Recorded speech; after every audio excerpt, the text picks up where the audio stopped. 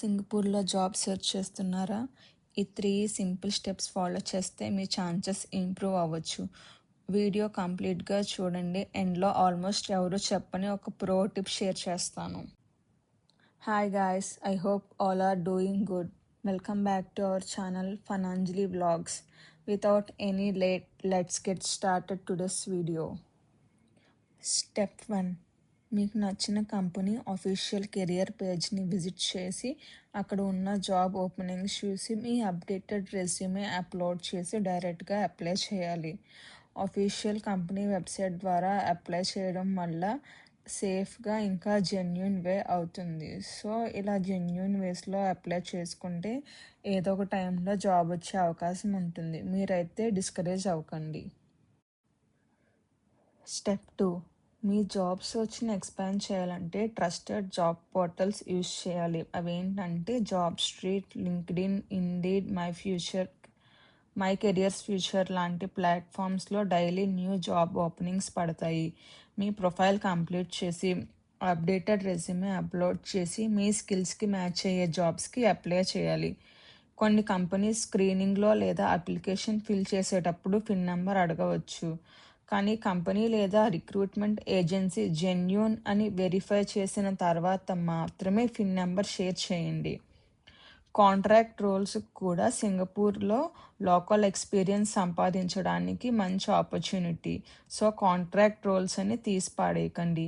ఫ్యూచర్లో permanent job పొందడానికి కూడా కాంట్రాక్ట్ రోల్స్ అనేవి హెల్ప్ అవుతాయి. ఫస్ట్ ఆపర్చునిటీ ఇంపార్టెంట్ కదా.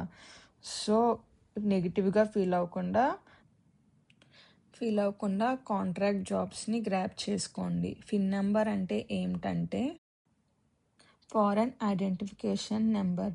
ఈ పిన్ నెంబర్ అనేది సింగపూర్లో వర్క్ పెర్మిట్, ఇంకా ఎస్ పాస్, ఎంప్లాయ్మెంట్ పాస్ అంటే ఈ పాస్ అనమాట, ఇంకా డిపెండెంట్ పాస్ అంటే డిపి అంటారు. స్టూడెంట్ పాస్ లేదా లాంగ్ టర్మ్ విజిట్ పాస్ హోల్డర్కి సింగపూర్ గవర్నమెంట్ ఇష్యూ చేసి యూనిక్ ఐడెంటిఫికేషన్ నెంబర్. ఈ పిన్ నెంబరే ఇక్కడ మనకి సింగపూర్లో ఒక రకంగా ఐడెంటిఫికేషన్ నెంబర్ అనమాట. ఎలా అంటే పాస్పోర్ట్ లాగా. స్టెప్ 3. రిక్రూట్మెంట్ ఏజెన్సీస్ ద్వారా అప్లై చేయొచ్చా అంటే చేయొచ్చు, కానీ ఫస్ట్ ఆ ఏజెన్సీ లేదా కన్సల్టెన్సీ ఆఫీస్ అఫీషియల్గా లైసెన్స్డా కాదా అని వెరిఫై చేసిన తర్వాత మాత్రమే అప్లై చేయాలి. ఇన్ కేస్ ఎవరైనా ఫస్టే పేమెంట్ అడిగితే లేదా 100% జాబ్ గ్యారెంటీ అని అన్రియలిస్టిక్ ప్రామిసెస్ చేస్తే అస్సలు నమ్మొద్దు. లైసెన్స్డ్ ఏజెన్సీ ద్వారా అప్లై చేయడం సేఫ్, ఇంకా మనకి సెక్యూర్ ఆప్షన్ అవుతుంది. రిమైండర్, ఇక్కడ ఒక ముఖ్య గమనిక ఏంటంటే సింగపూర్లో జాబ్ని ఎవరు గ్యారంటీ చేయలేరు. ఈ స్టెప్స్ అన్నీ మీకు జాబ్ రావడానికి హెల్ప్ అవుతాయని చేసిన వీడియో మాత్రమే. ఫైనల్ హైరింగ్ డెసిషన్ ఎంప్లాయర్ది, లేదా మనం ఓవర్సీస్ నుండి అప్లై చేస్తుంటే అప్రోప్రియేట్ సింగపూర్ వర్క్ పాస్ రిక్వైర్మెంట్ని కంపల్సరీగా మీట్ అవ్వాలి. అప్పుడే మనకి ఇక్కడ జాబ్ వచ్చే అవకాశం ఉంటుంది. If you are genuinely interested in getting a job in Singapore, try learning Tamil as well. Knowing Tamil can help you communicate better with employers, colleagues, or customers in some workplaces. It's not required for most jobs, but it can be added benefit depending on the industry and role. So try learning Tamil. It helps you a lot. కొన్ని జాబ్స్లో తమిళ్ తెలిస్తే employers, colleagues లేదా కస్టమర్స్తో బెటర్గా communicate చేయగలము.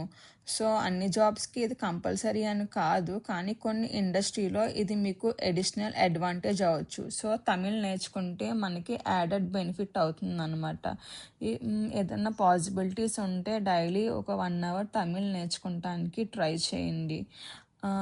ఇంకా ఇంగ్లీష్లో ఫ్లూయెన్సీగా ఉండడానికి ప్రయత్నించండి. కంప్యూటర్స్లో different tools వస్తున్నాయి కదా, అవన్నీ నేర్చుకోవటానికి అప్డేటెడ్గా ఉండడానికి ట్రై చేయండి. బికాస్ సింగపూర్ అనే కాదు, ఏ కంట్రీ అయినా ఫాస్ట్ మూవింగ్ కంట్రీ కదా. సో ఇవి మీకు యూజ్ అవుతాయి.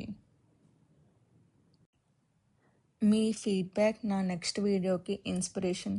సింగపూర్ జాబ్స్ లేదా వర్కింగ్ గురించి మీకున్న క్వశ్చన్స్ని కామెంట్లో తప్పకుండా షేర్ చేయండి. మీ క్వశ్చన్స్ని అప్కమింగ్ వీడియోస్లో కవర్ చేయడానికి నా బెస్ట్ ట్రై చేస్తాను. ఈ వీడియోస్ మీకు యూస్ఫుల్ అనిపిస్తే లైక్, షేర్, సబ్స్క్రైబ్ చేయడం మర్చిపోకండి. చూసినందుకు చాలా థ్యాంక్స్. మళ్ళీ నెక్స్ట్ వీడియోలో కలుద్దాం. Bye bye.